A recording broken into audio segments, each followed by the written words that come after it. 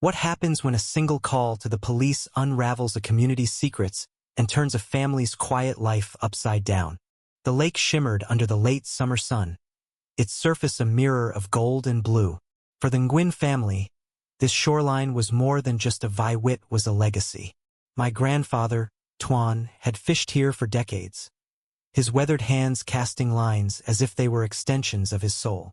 His stories of the lake, of fish that fought like warriors and sunsets that whispered peace, were woven into our family's fabric. Lin, grew up watching him, learning the rhythm of the water, the patience of the cast, the quiet joy of a good catch. Our small cabin, nestled among the pines, had been in the family since Tuan's father built it in the 1950s. It was our sanctuary, but not everyone saw it that way. Enter Karen Whitmore, the self-appointed queen of the Lakeside Homeowners Association. Karen was the kind of person who measured her worth by how many rules she could enforce. Her pristine lawn, her perfectly trimmed hedges, her unrelenting need for control, it all screamed order in a way that felt suffocating.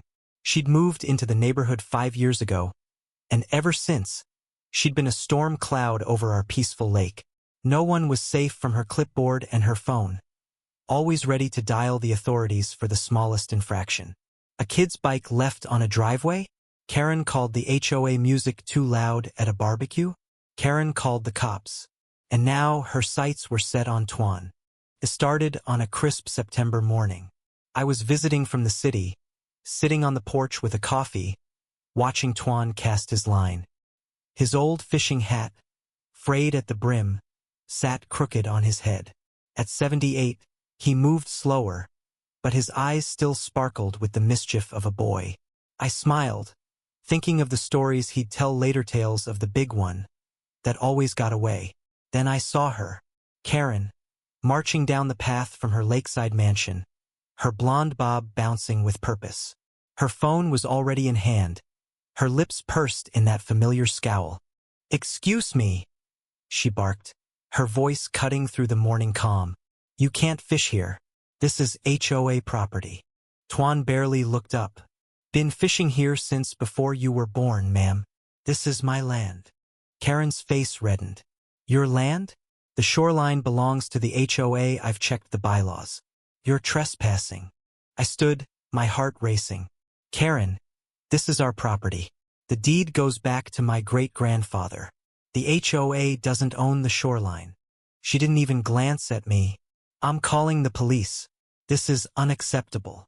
Before I could respond, she was on the phone, her voice dripping with indignation. "Yes, officer. There's an elderly man illegally fishing on private property.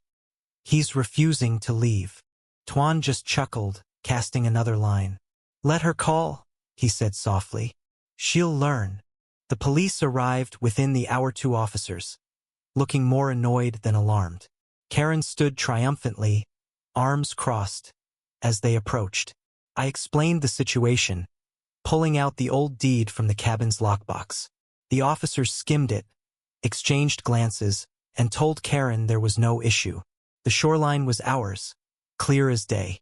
Karen's face twisted into a mask of fury, but she stormed off without another word. I thought that was the end of it. I was wrong.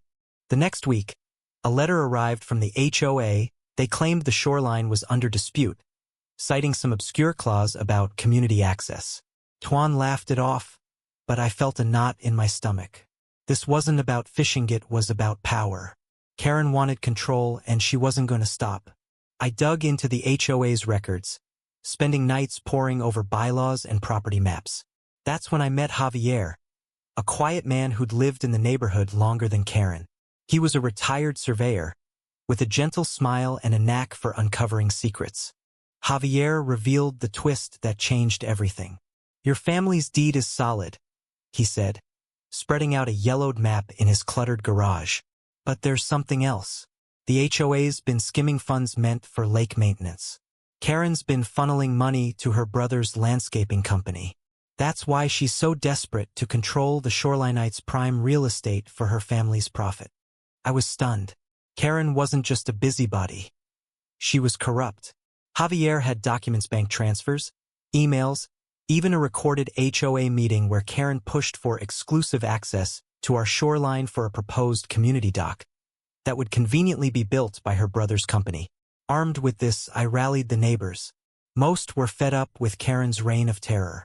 We filed a formal complaint with the county, demanding an audit of the HOA's finances. The fallout was swift and brutal. The audit exposed Karen's scheme. Her brother's company had overcharged the HOA for years, with Karen signing off on every invoice. The community was outraged. At the next HOA meeting, Karen tried to deflect, claiming she was protecting property values. But the evidence was undeniable. She was voted out as president, and her brother's company lost its contract.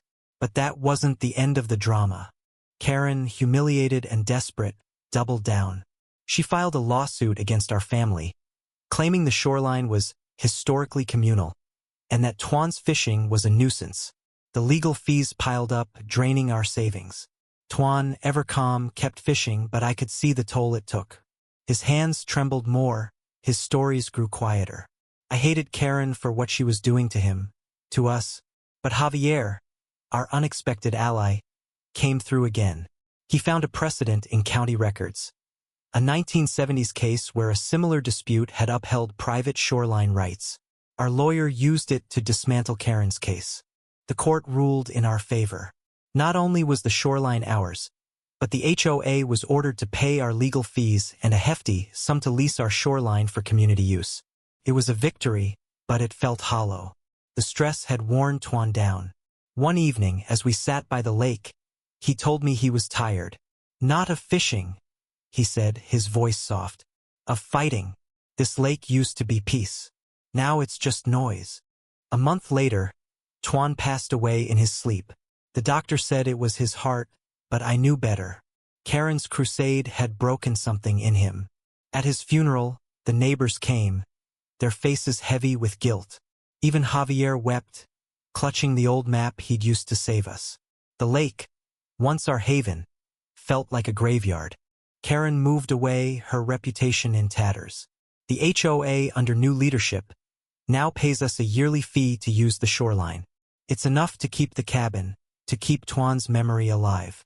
But every time I cast a line, I see his empty chair, his frayed hat, his quiet smile. The lake is still beautiful, but it's not the same. It never will be. ND.